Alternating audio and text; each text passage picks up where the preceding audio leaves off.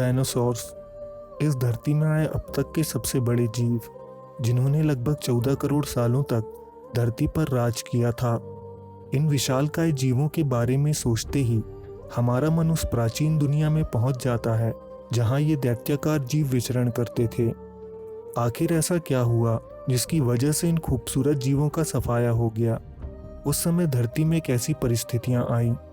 आखिर कितना खौफनाक था वो मंजर जब धरती पर महाविनाश हो रहा था? कैसे इस धरती पर इंसानों का जन्म हुआ? दोस्तों, इन सभी सवालों के जवाब तलाशने के लिए हमें इतिहास के ऐसे सफर में जाना होगा जो आधुनिक दुनिया में आकर खत्म होता है। आइए चलते हैं आज से 6.5 करोड़ साल पहले। उस समय ये दुनिया बेहद खूबसूरत थी। चारों तरफ हरे भरे पेड़, साफ सुथरी नदियाँ और विशाल महासागरों से आती ठंडी ठंडी हवा। इस दुनिया में सिर्फ और सिर्फ डायनासोर्स का राज था। इनके साथ साथ कुछ छोटे स्तनधारी जीव भी उस दुनिया का हिस्सा थे, लेकिन इन छोटे जीवों को डायनासोर्स के खौफ में जीना पड़ता था। इसलिए इन जीवों ने अपना आशियाना धरती के अंदर बनाया था। इनकी यही आदत आगे चलकर इनके लिए वरदान साबित होने वाली थी। दोस्तों, जहां ये विशाल डायनासोर्स बेफिक्री से अपना जीवन बिता रहे थे, वहीं अंतरिक्ष में एक बड़ी आफत धरती की ओर बढ़ रही थी। लगभग 10 किलोमीटर के डायमीटर वाला एक विशाल मीटियोर सीधे धरती की दिशा में तेज रफ्तार से गिर रहा था। जैसे ही वो मीटियोर धरती की ग्रेविटी फील्ड में आया, उसकी रफ्तार और तेज हो गई और इसमें आग लग गई।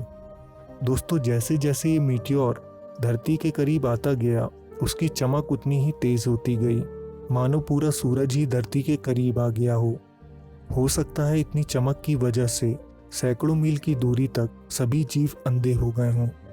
ये मीटियोर धरती से टकरा गया। इससे इतना भीषण एक्सप्लोजन हुआ जैसे सैकड़ों एटम बॉम्ब्स एक साथ फट गए हों। दोस्तों, एक्सप्लोजन साइट पर 180 किलोमीटर चौड़ा और 20 किलोमीटर गहरा गड्ढा बन गया। एक्सप्लोजन की वजह से धरती से कई लाख मैट्रिक टन मेटल्स और मलबा सीधे अंतरिक्ष में उड़ गया। धमाके से इतनी बड़ी शॉकवेव पैदा हुई कि समंदर में सुनामी आ गई और चारों तरफ से पानी की लहरें जमीन को डुबा देने के लिए निकल पड़ी। आसमान में उड़े मलबे ने धूल के विशालकाय बादलों की शक्ल ले ली। इस एक्सप्लोजन से इतनी हीट जनरेट हुई कि आसपास के 800 किलोमीटर तक सभी जीव जंतु जलकर खाक हो गए। लगभग 40 मिनट के बाद आसमान में गया मलबा और धातु के कण आग बनकर बरसने लगे। अब ये महाप्रलय अपनी चरम स्थिति तक पहुंच गया था। दोस्तों, आसमान में मौजूद धूल के बादल अब धरती को ढकने लगे। इनकी वजह से सूरज की एक किरण तक धरती पर नहीं पहुंच पा रही थी और सारा जगत एक अंधकार में डूब गया था। विस्फोट के कुछ ही घंटों बाद धरती का तापमान 150 डिग्री सेंटीग्रेड तक पहुंच गया, जिसकी वजह से दूर मौजूद जीवों ने भी अपना दम तोड़ना शुरू कर दिया। एक तरफ सुनामी और दूसरी तरफ आग ने मिलकर धरती के 80% जीवों को खत्म कर दिया। आसमान में फैले धूल के बादलों ने धरती को चारों तरफ से ढक लिया था। दोस्तों, इन बादलों की वजह से कई सालों तक सूरज की रोशनी धरती तक नहीं पहुंची, जिसकी वजह से सभी पेड़ पौधे नष्ट हो गए। इसके साथ बचे हुए 20% जीवों में से भी उन सब का नाश हो गया जिनका आकार बड़ा था, क्योंकि अब उनके खाने के लिए पर्याप्त आहार मौजूद नहीं था। इतने कठोर हालात में भी इन छोटे जीवों ने खुद को बचा लिया था। ये मैमल्स इतनी गर्मी इसलिए बर्दाश्त कर पाए क्योंकि इन्होंने धरती के अंदर रहना सीख लिया था। ये जीव हर वो चीज़ खाना सीख गए थे जो भी उस समय मौजूद थी। अब जीवन की रफ्तार आगे बढ़ी और लाखों साल बीत गए। धरती से धूल के बादल साफ हो चुके थे और धरती फिर एक बार पहले की तरह खूबसूरत हो गई। ये मैमल्स भी काफ़ी विकसित हो गए और उनका आकार काफ़ी बड़ा हो गया था। अब ये मैमल्स धरती में खुलेआम घूम सकते थे और विकास क्रम में आराम से आगे बढ़ सकते थे। समय आगे बढ़ता गया और ये मैमल्स अलग अलग जीवों में विकसित होते गए। कुछ ऐसे मैमल्स भी धरती पर आ चुके थे जिनकी दोनों आंखें सामने की तरफ थीं और विकास क्रम में इनकी स्पाइन का ऊपरी छोर सर के बीचों बीच जा पहुंचा था। इसका मतलब ये था अब ये जीव अपने 2 पैरों पर चलने में सक्षम हो चुके थे। अब समय और आगे बढ़ता गया और अब से लगभग 40 लाख साल पहले धरती की टेक्टोनिक प्लेट्स में एक हलचल मची। इसकी वजह से अफ्रीका के पूर्वीय क्षेत्र में एक विशाल पर्वत श्रृंखला ने जन्म लिया, जिसे हम ईस्ट अफ्रीकन रिफ्ट वैली के नाम से जानते हैं।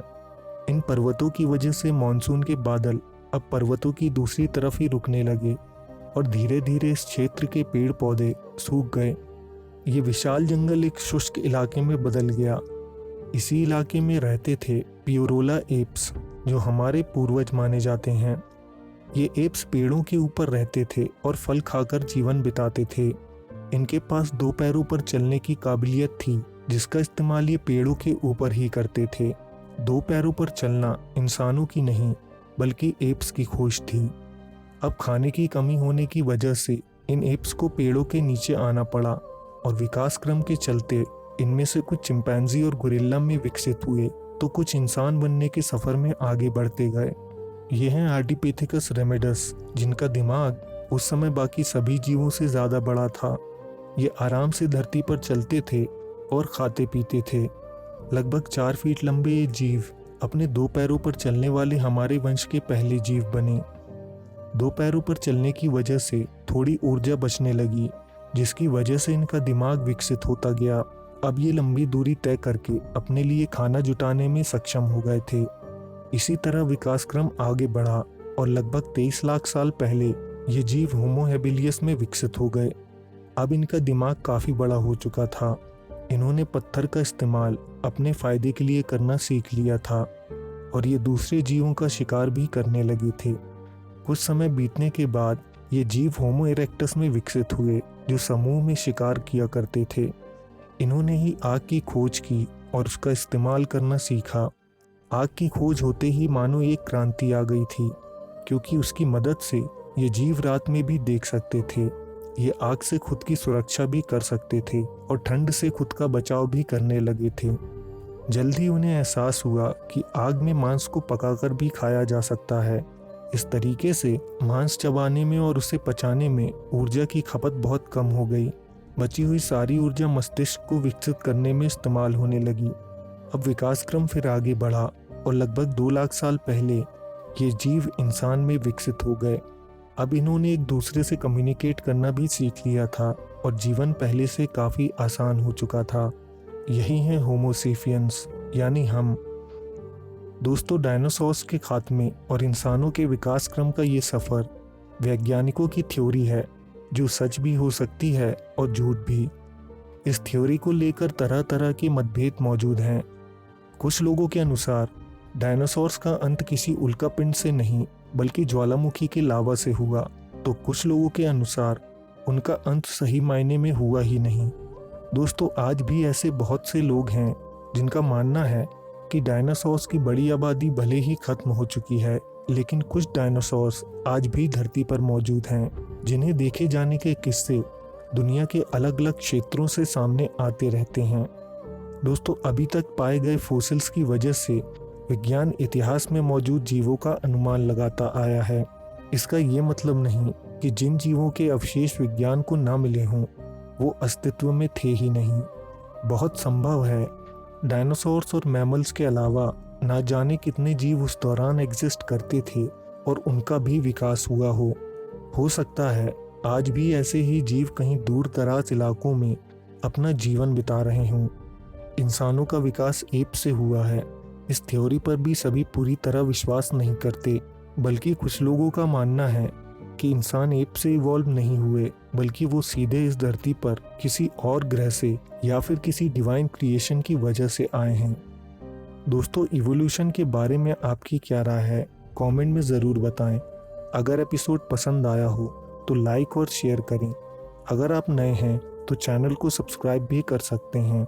हम जल्द आपसे एक नए एपिसोड के साथ मिलेंगे। धन्यवाद।